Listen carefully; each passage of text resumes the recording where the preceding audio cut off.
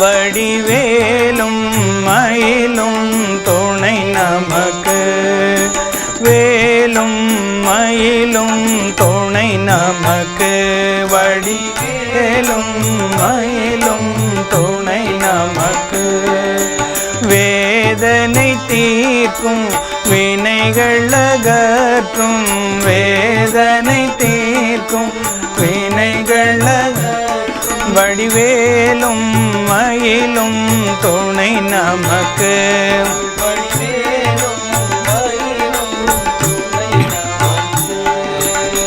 வேலவன் நெஞ்சில் வீற்றிருந்தார். வேலவன் நெஞ்சில் வீற்றிருந்தார். வேலவன் நெஞ்சில் வீற்றிருந்தார். வேலவன் வெற்றியும் நம்மை தேடி வரும். வெற்றியும் நம்மை தேடி வரும். வேலவன் அவனை பணிந்து நின்றார். வேலவன் அவனை பணிந்து நின்றார். வேலவன் அவனை பணிந்து நின்றார். வேலவன் அவனை பணிந்து நின்றார். விரும்பியதெல்லாம் கை கூடும். விரும்பியதெல்லாம் கை கூடும். வடிவேலும் மயிலும் துணை நமக்கு. வடிவேலும் மயிலும் துணை நமக்கு. வேதனை தீர்க்கும் வினைகள் அகற்றும். வேதனை தீர்க்கும் வினைகள் அகற்றும். வடிவேலும் மயிலும் துணை நமக்கு. வடிவேலும் மயிலும் துணை நமக்கு. நல்லவை என்றும் நாடி வரும். நல்லவை என்றும் நாடி வரும். அல்லவை எல்லாம் ஓடிவிடும்.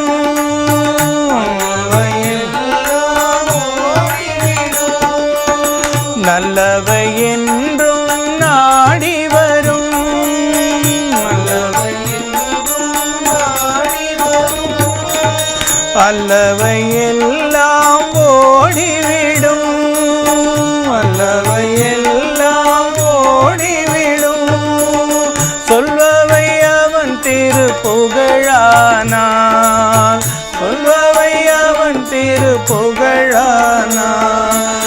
சொல்பவை அவன் திருப்புகழானான். சொல்பவை அவன் திருப்புகழானான். சுகமும் சாந்தியும் நிறைந்திருக்கும். சுகமும் சாந்தியும் நிறைந்திருக்கும். வடிவேலும் மயிலும் துணை நமக்கு.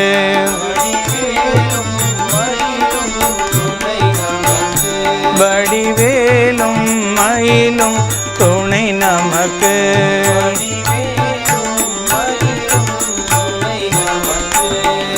வேதனை தீர்க்கும் வினைகள் அகற்றும்.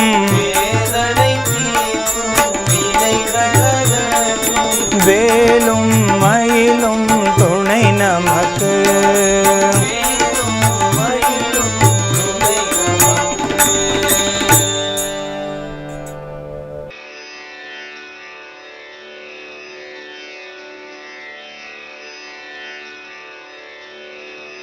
அனைவருக்கும் வணக்கம்.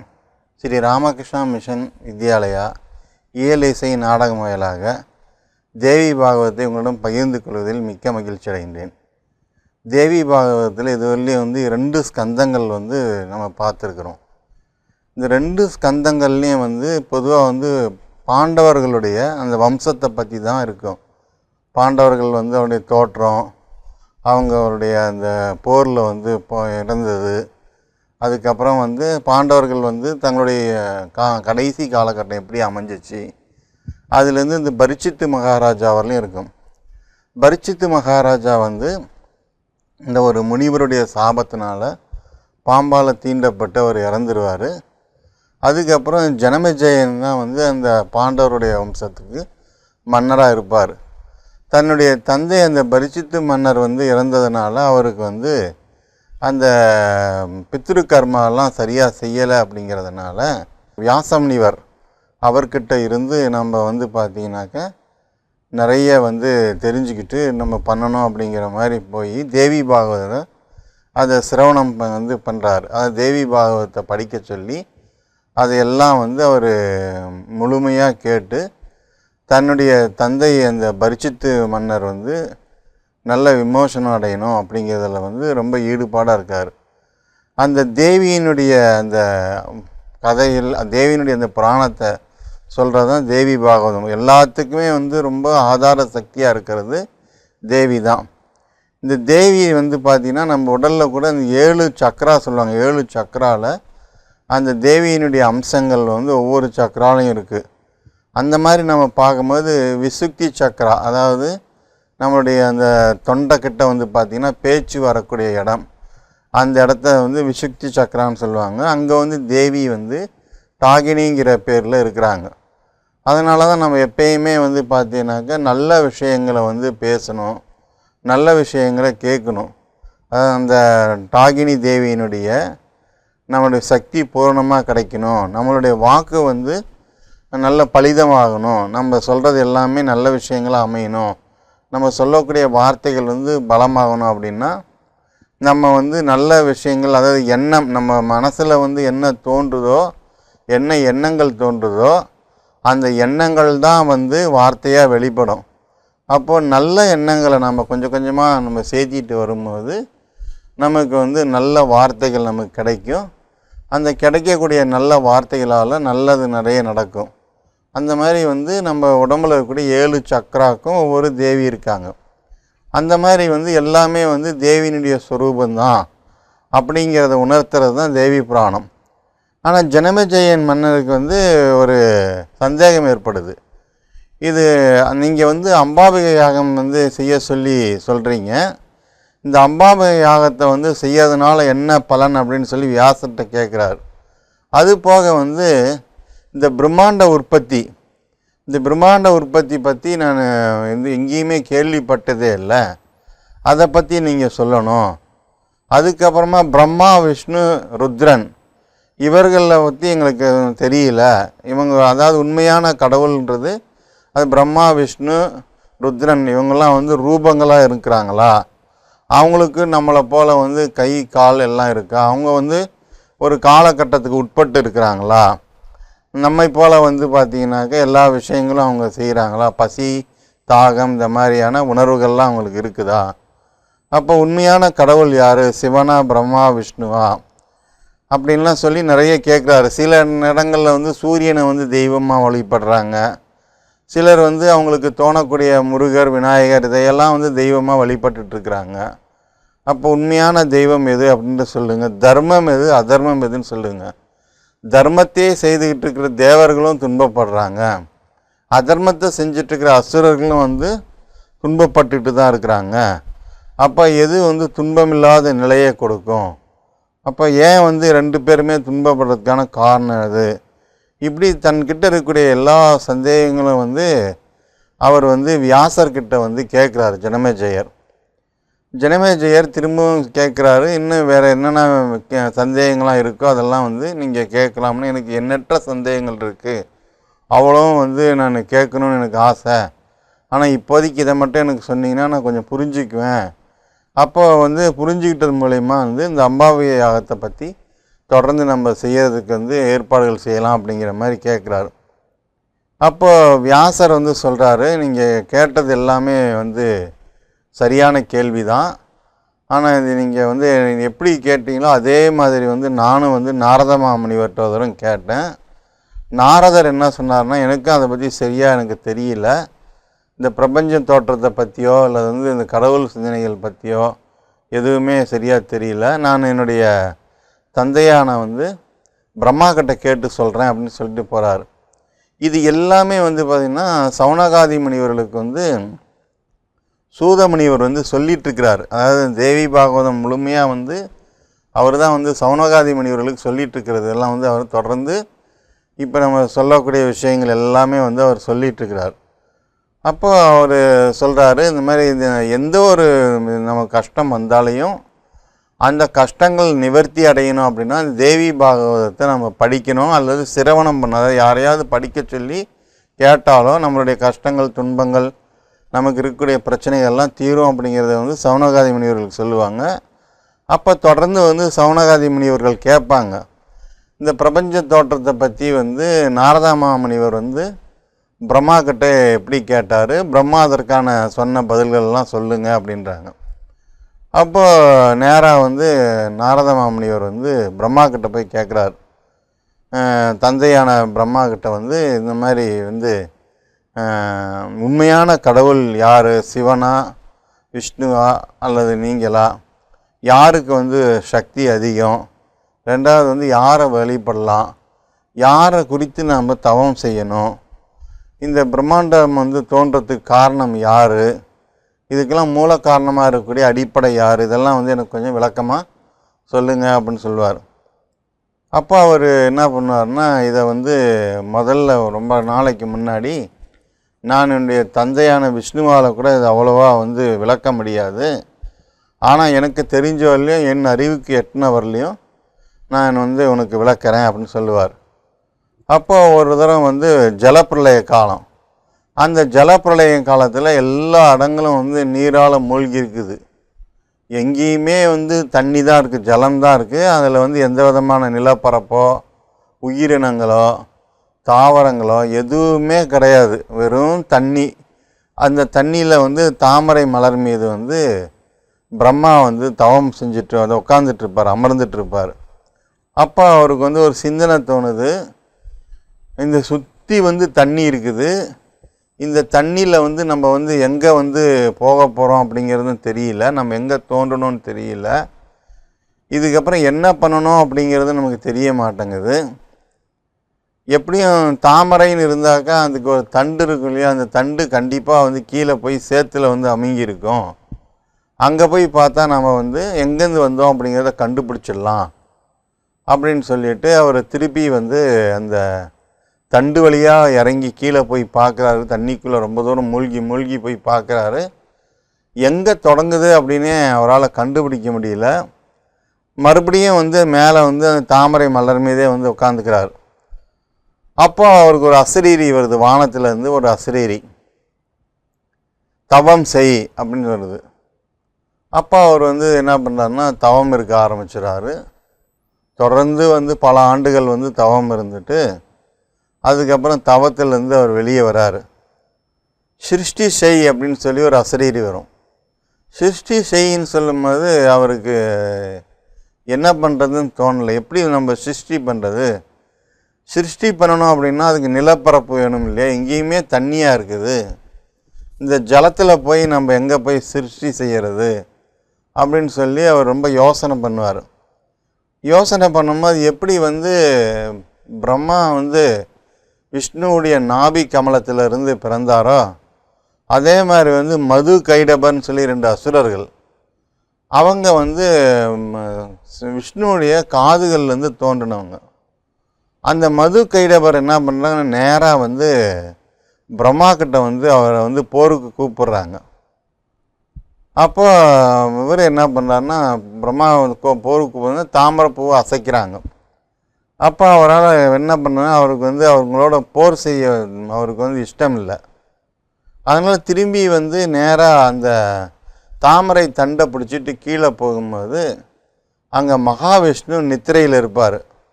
நம்ம மகாவிஷ்ணு வந்து நம்ம எப்படி வந்து படங்களில் பார்க்குற மாதிரி சங்கு சக்கரத்தோடு வந்து அவர் நல்ல நீட்டாக பள்ளி கொண்டுக்கிட்டு நல்ல ஆழ்ந்த உறக்கத்தில் இருப்பார். அவர் பார்த்தாக்கா அந்த அந்த புஜங்கள்லாம் வந்து ரொம்ப பராக்கிரமாக, ரொம்ப அந்த சதுர்புஜங்களோடு வந்து ரொம்ப ஆனந்தமாக அவர் வந்து நித்திரையில் இருப்பார். இவருக்கு நித்திரையிலேருந்து அவருக்கு தொந்தரவு பண்ண விருப்பம் இல்லை. அதனால் வந்து நித்திர ரூபிணியான நித்ராதேவியை வந்து வழிபடுறார். எப்படியாவது இந்த மது கைடபர்ட்டேருந்து என்னை காப்பாற்றணும், அதற்காக வந்து நீங்கள் வந்து அவருடைய நித்திரையை வந்து போக்கணும் அப்படின்னு சொல்லி தொடர்ந்து வந்து அவர் என்ன பண்ணுவார்னா பிரார்த்தனை பண்ணி தவம் பண்ணுவார். அப்போ பிரம்மாவுடைய அந்த வேண்டுகோளுக்கு இணங்க நித்ராதேவி மகாவிஷ்ணுவுடைய உடம்புல இருந்து நீங்கிடுவாங்க. அப்போ மகாவிஷ்ணு வந்து விழிச்சிக்குவார். விழித்த உடனே இந்த மாதிரி சொல்கிறாரு, இந்த மாதிரி மது கைடபர்னு 2 அசுரர்கள் வந்து என்னை வந்து சண்டைக்கு கூப்பிட்றாங்க, என்னால் வந்து அவங்கள்ட்ட சண்டை போட முடியல, அதனால் நீங்கள் தான் உதவி செய்யணும்னு சொன்னோடனே மகாவிஷ்ணு வந்து மது கைடபர் கூட ஒரு சண்டை நடக்குது. அது ஒரு 5000 ஆண்டுகள் வந்து சண்டை நடக்கிறதா தேவி பாகவத்தில் சொல்லியிருக்காங்க. பராசக்தியினுடைய அருளால் தான் அந்த சண்டை வந்து கடைசியாக நிவர்த்தியாகி மது கைடபர்கள் வந்து வதம் செய்யப்படுறாங்க. அவங்க வதம் செய்யும் போது ஒரு கட்டுப்பாடு கொடுக்குறாங்க. எங்களுடைய நிலப்பரப்பில் தான், அதாவது தண்ணி இல்லாத இடத்துல தான் வந்து சமமான பரப்பில் தான் எங்களை வந்து கொல்லணும். அப்படின்றப்போ மகாவிஷ்ணு வந்து ஒரு பெரிய அவதாரம், அதாவது விஸ்வரூபம் எடுத்து தன்னுடைய தொடையில் வந்து அவங்கள வந்து வதம் செஞ்சதாக சொல்லுவாங்க. அதுக்கப்புறம் அவங்க 2 பேரும் வந்து அந்த மது கைடபர் வதம் செஞ்ச அதே இடத்துல நின்றுட்டுருப்பாங்க. அப்போ வந்து ருத்ரரும் அங்கே வந்து சேர்றாரு, சிவபெருமானும் அவங்க மத்தியில் வந்து சேர்றாங்க. அப்போ அம்பிகை வந்து அவங்க முன்னாடி வந்து தோன்றி நீங்கள் வந்து சிருஷ்டி ஸ்திதி சம்ஹாரம் இந்த 3 தொழில்களை வந்து செய்யுங்க அப்படின்னு சொல்கிறாங்க. அப்போ அவங்க கேட்குறாங்க, இந்த பூமியில் எங்கேயுமே தரையே இல்லையே, தரையில்லாத இடத்துல வந்து எப்படி வந்து சிருஷ்டி செய்கிறது அப்படின்னு கேட்குறாங்க. அப்போது தேவி என்ன பண்ணுறாங்கனாக்க ஒரு விமானத்தை வரவழைக்கிறாங்க. ஆகாய மார்க்கமாக செல்லக்கூடிய அந்த விமானம் ரொம்ப மிக அழகாக அற்புதமான ஒரு விமானம். அந்த விமானம் வந்து நின்ன உடனே அதில் பூரா வந்து நவரத்தினங்களால் பதிக்கப்பட்டிருக்குது, முத்துக்களால் கோர்க்கப்பட்ட ரொம்ப அலங்காரமான ஒரு விமானம். அந்த விமானத்தில் அந்த 3 பேரையும் ஏறிக்க சொல்கிறாங்க. அவங்க 3 பேரும் ஏறினோடனே அந்த விமானம் வந்து ரொம்ப வேகமாக வந்து பறக்குது. அதாவது மனோவேகத்தில் அந்த விமானம் வந்து செல்கிறதா தேவி பாகம். மனோவேகம்னா நம்ம வந்து ஒரு விமானம் வந்து போனோம்னா கூட அதுக்கு கூட ஒரு குறிப்பிட்ட காலம் ஆகும். இப்போ இங்கேருந்து நம்ம ஒரு புதுதில்லி போய் சேரணும் அப்படின்னு நினச்சோம்னா விமானத்தில் பயணம் பண்ணோம்னா அதுக்கு ஒரு குறிப்பிட்ட நேரம் ஆகும். ஆனால் மனோவேகத்தில் என்ன பண்ணலாம், நம்ம நேரடியாக வந்து டெல்லியை போய் பார்த்துடலாம். அங்கே இருக்கக்கூடிய இடங்களெல்லாம் நம்ம வந்து மனசால் என்ன பண்ண முடியும், நம்ம போய் பார்க்க முடியும். எந்த ஒரு ஊருக்கு நம்ம நினைக்கிறோமோ அந்த ஊருக்கு வந்து ஏதோ ஒரு ஸ்தலம், ஒரு குறிப்பிட்ட ஆலயத்துக்கு செல்லணும், அந்த ஆலயத்துக்கு உடனடியாக மனசு போயிடும்.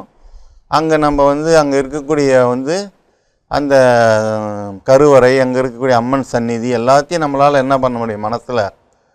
அதாவது மிக வேகமாக போகக்கூடியது மனசு. அந்த வேகத்தில் வந்து அந்த விமானம் வந்து பறந்து போகும்போது அந்த பூமியெல்லாம் பார்க்குறாங்க. ரொம்ப செழிப்பாக மரம் செடி கொடிகள் விலங்குகள் எல்லாம் இருக்கிறதெல்லாம் பார்க்குறாங்க. எல்லா தாவரங்களும் வந்து வளர்ந்துருக்குது, பசுமையாக இருக்குது, நிறைய கட்டிடங்கள் இருக்குது, நிறைய வீடுகள் இருக்குது, ஜனங்கள் போகிறது, எல்லா இடத்துலையும் நடமாட்டம் இருக்குது. இதையெல்லாம் வந்து ரொம்ப ஆச்சரியமாக பார்க்குறாங்க. அவங்க பார்த்துட்டு அதெல்லாம் என்ன நினைக்கிறதுக்குள்ளே அடுத்து வந்து சொர்க்கத்தை பார்க்குறாங்க. அங்கே இந்திரன் இந்திராணியோடு இருக்கிறது, கந்தர்கள் வந்து இசையமைக்கிறது, தேவ மகளிர்லாம் வந்து பாட்டு பாடுறது, காமதேனு பசு இருக்கிறது, கற்பக விருட்சம் இருக்கிறது, இந்த மாதிரி வந்து ஐராவதம் இருக்கிறது, எல்லாத்தையும் வந்து அங்கே வந்து பார்க்குறாங்க. சூரியன் சந்திரன் எல்லாத்தையும் அவங்க பார்க்குறாங்க. அதுக்கப்புறம் அந்த விமானம் வந்து அந்த இதுதான் சொர்க்கம்னு அவங்களை யோசிக்கிறதுக்குள்ளாரையே அது திருக்கையிலாயம் போயிடுது. அங்கே வந்து ருத்ரன் வந்து பார்வதியோடு அமைஞ்சிருக்கிறாரு, விநாயகர் முருகர் இரு பக்கம் அமர்ந்திருக்கிறாங்க, நந்தி தேவர் இருக்கிறாங்க, சிவகணங்கள் எல்லாம் வந்து பார்த்திங்கன்னா துந்துபிங்கிற இசையை வந்து இசைச்சிட்ருக்கிறாங்க. எங்கள் பார் வந்து பார்த்தீங்கன்னா நான் ஓம் நமச்சிவாயன்ற மந்திரங்கள் வந்து ஒழிச்சிட்ருக்குது. ரொம்ப பார்த்தாக்கா அந்த கைலாயத்தை வந்து பார்க்கும்போது ரொம்ப திருப்தியாக இருக்குது. அப்போ அவருக்கே ஒரு ஆச்சரியம், நம்ம இங்கே இருக்கிறோம், ஆனால் அதே நம்மளை போலவே வந்து ஒரு ருத்ரன் வந்து கைலாயத்தில் இருக்கிறாரே அப்படின்னு சொல்லி விமானத்தில் யோசிச்சுட்டு இருக்கும்போது வைகுண்டம் போயிடுது. வைகுண்டத்தை பார்த்த உடனே அவர் வந்து என்ன அந்த வாசுகியில் வந்து பள்ளி கொண்டுட்ருக்குறாங்க. அவருடைய மார்பில் மகாலட்சுமி இருக்கிறாங்க, நாரதா மாமுனிவர் கூட இருக்கிறாங்க. இந்த மாதிரி வந்து வைகுண்டத்தில் என்னென்னலாம் வந்து இருக்குதோ அது எல்லாத்தையும் வந்து மகாவிஷ்ணு பார்க்குறாரு. அவரும் அதே யோசிக்கிறாரு. நம்ம வந்து இங்கே இருக்கும்போது இது எப்படி வந்து அங்கே எல்லாமே அமைஞ்சிருக்குது அப்படின்னு சொல்லி ரொம்ப ஆச்சரியமாக வந்து எல்லாம் பார்க்குறாங்க. இது எல்லாமே இந்த விமானத்தில் தொடர்ந்து வந்து போகும்போது ஒவ்வொன்றா பார்க்குறாங்க. இது எல்லாமே வந்து பராசக்தியினுடைய அருளால் தான் நடைபெறுது அப்படிங்கிறத வந்து அவங்களால உணர்ந்துக்க முடியுது. அப்போது அந்த விமானம் வந்து நிறைவாக வந்து திருப்பார்கடலை போய் அடையுது. திருப்பார்கடலில் வந்து ஒரு தீவு, அந்த தீவில் வந்து பார்த்திங்கனாக்கா தேவி வந்து அங்கே இருப்பாங்க. அதாவது அந்த தீவு வந்து ரொம்ப ரம்மியமாக இருக்குது. பூரா வந்து மலர் சோலைகளாக இருக்குது. பழங்கள் தரக்கூடிய மரங்கள் நிறைய நிறைஞ்சிருக்கின்றன. எங்கே பாரு வந்து அந்த தேவர்கள்லாம் வந்து ஆடி பாடி தேவதைகள் அவங்களாம் ஆடி பாடி மகிழ்ந்துட்டுருக்குறாங்க. எல்லாம் வந்து அநேக தேவதைகள் இருக்கிறாங்க. ஒரு அருமையான ஒரு கட்டில் இருக்குது. அந்த கட்டிலில் வந்து பார்த்திங்கன்னா தேவி வந்து படுத்துட்ருக்குறாங்க. அந்த சாமரம் வீசிகிட்ருக்கிறாங்க. பார்க்கும்போது வந்து பார்த்திங்கன்னா ரொம்ப அந்த அந்த தெய்வ சக்தி எப்படி நமக்கு ஒரு ஆலயத்துக்கு போனால் கிடைக்குமோ அந்த மாதிரியான சக்தி அந்த 3 பேருக்கு கிடைக்குது. அந்த 3 பேர் அங்கே போக விரும்புகிறாங்க. போகும்போது என்ன ஆகுனாக்கா அவங்க வந்து பெண்கள் ரூபத்தை அடைஞ்சிட்றாங்க. அந்த ருத்ரன், பிரம்மா, விஷ்ணு 3 பேருமே வந்து என்ன ஆகுறாங்கன்னா பெண்களாக மாறிடுறாங்க. அது பெண்களாக மாறினது மட்டும் இல்லாமல் நம்ம ஆண்களாக இருந்து பெண்களாக மாறிட்டோம் அப்படிங்கிற அந்த உணர்வு இல்லாமல் அந்த தெய்வ உணர்வோடு அந்த ஞானத்தோடு அங்கே போகிறாங்க. போய் இதுதான் வந்து நம்மளுடைய பராசக்தி எல்லாத்தையும் வந்து இந்த போனங்களெல்லாம் வந்து உருவாக்கினவங்க புவனேஸ்வரி அப்படிங்கிறத வந்து அவங்க உணர்ந்துக்கிறாங்க. அப்போ அவங்களுடைய பாதத்தை பார்க்குறாங்க. பாதத்துடைய அந்த நகை கண்ணை பார்க்கும் பொழுது அதில் வந்து அண்ட சராசரங்கள் எல்லாம் தெரியுது. இந்த பிரம்மாண்ட உற்பத்தி என்னென்னலாம் இருக்குது, இந்த உலகத்தில் இருக்கக்கூடிய உயிரினங்கள் எல்லாமே அண்ட சராசரம் எல்லாத்தையும் அவங்க பார்த்த உடனே அவங்க ஒரு அளவற்ற மகிழ்ச்சி அடைஞ்சிடுறாங்க. இப்போ இது எல்லாத்துக்குமே வந்து காரணம் வந்து சக்தி தான். சக்தி கிட்ட இருந்தால் எல்லாமே கிடைக்குது அப்படிங்கிறத உணர்ந்துக்கிறாங்க. அப்போ வந்து மகாவிஷ்ணு என்ன பண்ணுறாருன்னா அவர் வந்து அந்த தேவியை பார்த்த உடனே அவர் வந்து எல்லாம் இந்த 3 பேரும் பெண் ரூபத்தில் இருக்கிறாங்க. பெண் ரூபத்தில் இருக்கிற மகாவிஷ்ணு அந்த தேவியை பார்த்த உடனே வந்து அவர் வந்து மனமார வந்து பிரார்த்தனை செய்கிறார். இந்த புவனங்களுக்கெல்லாம் வந்து நீங்கள் தான் வந்து சக்தி, உங்கள்கிட்ட தான் இந்த 16 தத்துவங்கள் இருக்குது. அதாவது கருவமைப்பு, ஆகாரம், காலம், தேசம், கல்வி, தொழில், அரசாங்கம், கலை, முயற்சி, பருவம், நட்பு, சந்தர்ப்பம், ஆராய்ச்சி, பழக்கம், தூய்மை, ஒழுக்கம், இப்படி 16 தத்துவங்கள் சொல்லுவாங்க. இந்த 16 தத்துவங்களுக்கும் நீங்கள் தான் கர்த்தா. அதே மாதிரி 7 சம்பத்துக்கள் உருவமைப்பு, குணம், உயர்வு, கீர்த்தி, உடல் வலிமை, சுகம், செல்வம் எல்லாத்துக்கும் நீங்கள் தான் கர்த்தா அப்படின்னு சொல்லி அவங்க வந்து என்ன பண்ணுவார்னா அதெல்லாம் சொல்லி வந்து அவர் வணங்குவாங்க. அப்போ நிறைய வந்து அவருடைய அந்த ஒரு பெரிய ஸ்துதி அவர் வந்து பார்த்திங்கன்னா அந்த புவனேஸ்வரிக்காக வந்து விஷ்ணு வந்து சொல்லுவார். இதை கேட்ட உடனே வந்து பிரம்மாவும் தனக்கு தோன்றினதெல்லாம் ஸ்துதியாக வந்து சொல்லுவார். சிவபெருமானும் அந்த மாதிரி சொல்லுவாங்க. அப்போ அவங்க ஸ்துதியை சொல்லி இது மாதிரி வந்து இந்த பிரம்மாண்ட உற்பத்திக்கு சக்தி தான் காரணம் அப்படிங்கிறது தெரியுது. இது வந்து நீங்கள் என்ன சொல்லுவீங்களோ அந்த மாதிரி செய்கிறோம் அப்படின்னு சொல்லி அவங்க ஒரு கிட்டத்தட்ட ஒரு 100 ஆண்டுகள் வந்து அங்கேயே அவங்க தவம் செஞ்சு அந்த புவனேஸ்வரி மாதா கூடயே அங்கேயே அந்த தேவதை கூட இருப்பாங்க. அப்போ ஒரு குறிப்பிட்ட காலம் வந்த உடனே அவர் கூப்பிட்டு என்ன சொல்லுவாங்க, அந்த தேவியானவள் பிரம்மாவை கூப்பிட்டு இனி வந்து இதுக்கப்புறம் வந்து ஜனனம் வந்து உருவாகிறதுக்காக நீ என்னென்ன செய்யணுமோ அதெல்லாம் செய்ய ஆரம்பிக்கலாம். ஜனனம் வந்து ரொம்ப முக்கியம். அதனால் வந்து பிறப்பு ஏற்படுவதற்கு என்னென்ன உண்டோ அதெல்லாம் வந்து செய்ய ஆரம்பிக்கணும். உங்களுக்கு துணையாக வந்து பார்த்திங்கன்னா சரஸ்வதி தேவி இருப்பாங்க. அந்த தேவியும் என்னுடைய அம்சம்தான். அந்த தேவியினுடைய அந்த சக்தியினால தான் வந்து உனக்கு வந்து பார்த்திங்கன்னா அந்த ஜனனமெல்லாம் உண்டாக்க முடியும். அதனால் அது முக்கியமாக வந்து அது பார்க்கணும். அதுக்கு வந்து தேவையானது வந்து குணம் வந்து ரஜோகுணம். ரஜோகுணத்தை பிரதானமாக எடுத்துக்கிட்டு சரஸ்வதியோடு உன்னுடைய லோகத்துக்கு சென்று நீ இதுக்கப்புறம் படைப்பு தொழிலை தொடர்ந்து செய்யலாம் அப்படின்னு சொல்கிறாங்க. எப்பயுமே வந்து நல்லா பார்த்துக்கணும். பூலோகத்தில் ஒருத்தர் வந்து ரொம்ப வலிமை இல்லாமல் ஒருத்தர் வந்து போனார் அப்படின்னா அவங்களுக்கு வந்து சக்தி இல்லை அப்படின்னா சொல்லுவாங்க. சக்தி இல்லை. ஒருத்தர் வந்து ரொம்ப வலிமையாக இருக்காருன்னா அது சக்தி இருக்குதுன்னு சொல்லுவாங்க. யாருமே வந்து ருத்ரன் இல்லை, மகாவிஷ்ணு இல்லை, பிரம்மா இல்லை அப்படின்லாம் சொல்ல மாட்டாங்க. அதனால் சக்தி தான் எல்லாத்துக்கும் ஆதாரம். பூமி வந்து எல்லாத்தையும் தாங்கிட்டு இருக்குன்னா அதுக்கும் கூட ஒரு சக்தி தான் வந்து ஆதாரமாக இருக்குது. அதனால் இது வந்து இந்த படைத்தல் தொழிலுக்கு ஆதாரமாக சக்தி தான் இருக்கும். அதுக்கு வந்து சரஸ்வதி துணை இருப்பாங்க. நீங்கள் போகலான்னு சொல்கிறாங்க. மகாவிஷ்ணுவுக்கு வந்து பார்த்தீங்கன்னா நீங்கள் வந்து இந்த மாதிரி வந்து ஒவ்வொன்றும் வந்து ஸ்திதி எல்லாத்தையும் காப்பாற்றணும். அதாவது காப்பாற்றுறது, அந்த காப்பாற்றுறதுக்கு வந்து பார்த்திங்கன்னா ரொம்ப முக்கியமான குணம் வந்து சத்வகுணம் வேணும். உங்களுடைய மார்பில் எப்பயும் மகாலட்சுமி வந்து இருப்பாங்க. இந்த மகாலட்சுமியினுடைய அருளால் செல்வங்களை பெற்று எல்லா ஜீவராசிகளையும் வந்து காப்பாற்றுறது உங்கள் கையில் தான் இருக்குது. அதே மாதிரி வந்து ருத்ரருக்கு வந்து தமோ குணத்தை வந்து பிரதானமாக கொடுக்குறோம். அது சம்ஹாரம் செய்கிறது. அவங்களுடைய விதி முடிவில் வந்து அவங்கள வந்து ஒவ்வொரு உயிரினங்களையும் கொண்டு வரத்துக்கான தொழிலை வந்து ருத்ரர் கொடுக்குறாங்க. அவங்க கூட வந்து பார்த்திங்கன்னா பராசக்தியான என்னுடைய அம்சம் எப்பயும் கூட இருப்பாங்க. எப்போ உங்களுக்கு வந்து ஏதாவது ஒரு பிரச்சனைகள் உண்டாகுதோ அப்போ நீங்கள் வந்து இந்த சிவன் பராசக்தியை நோக்கி துதிக்கும் பொழுது உங்களுக்கு எங்கள்கிட்ட இருந்து கண்டிப்பாக வந்து உதவி கிடைக்கும். எப்போ வந்து தேவர்களுக்கு வந்து பகைமையாக அசுரர்கள் தோன்றுவாங்க.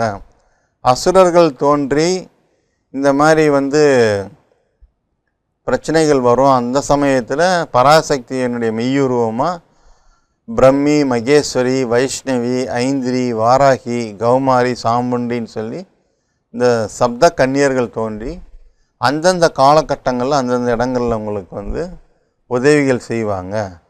அதனால் நீங்கள் வந்து எல்லாம் வந்து பார்த்திங்கன்னா உங்களுடைய அந்த சிதி சம்ஹாரம் எல்லாம் வந்து தொடர்ந்து செய்யறதுக்கு தகுந்த மாதிரி நீங்கள் வந்து புறப்பட்டு போகலாம் அப்படின்னு சொல்லி அவங்களுடைய பெண் உருவம் நீங்கி தங்களுடைய மனைவியரோடு அவங்க வந்து இருப்பாங்க. அப்போ அந்த விமானம் இருக்காது. அவங்க எப்போ பெண் உருவம் நீங்கி தங்கள் மனைவியரோடு இருக்கிறாங்களோ அப்போ அவங்க கண்ணிமைக்கும் நேரத்துக்குள்ளே எந்த இடத்துல மது கைடபர் வதம் செஞ்சாங்களோ அதே இடத்துக்கு வந்து சேர்றாங்க. இதுக்கப்புறமா வந்து பார்த்திங்கன்னா புவனேஸ்வரியினுடைய அந்த ஒவ்வொன்றும் அவங்க செய்யக்கூடிய அந்த அற்புதங்கள் அனைத்தையும் நம்ம வந்து தொடர்ந்து வந்து அடுத்து வர சொற்பொழிவுகளில் பார்ப்போம். நன்றி, வணக்கம்.